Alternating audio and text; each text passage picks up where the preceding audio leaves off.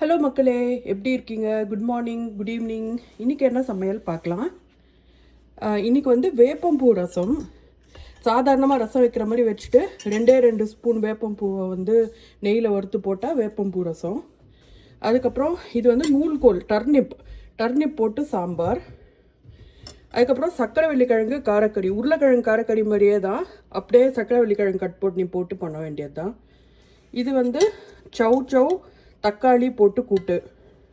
அதுக்கப்புறம் சாப்பிட்ட உடனே ஏதாவது ஸ்வீட் சாப்பிட்ணும் மாதிரியே இருக்குது. அதுக்காக என்ன பண்ணேன், கொய்யாப்பழம் கட் பண்ணி வச்சுட்டேன்.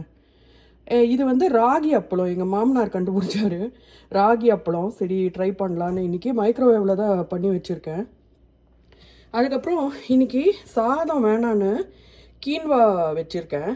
ஆக்சுவலி கீன்வாலேயும் ரைஸ்லேயும் ஒரே கேலரிஸ் தான். ஆனால் கீன்வா வந்து காம்ப்ளெக்ஸ் கார்புங்கிறதால வந்து நம்மளுக்கு ரொம்ப நேரம் பசிக்காமல் இருக்கும். என் தங்கை தான் சொன்னான். சரின்னு சொல்லி இன்றைக்கி தான் வச்சுருக்கேன் கீன்வா. பார்க்கணும் எப்படி இருக்குன்னு. அவ்வளோதான் மக்களே, இதுதான் சமையல். தேங்க்யூ.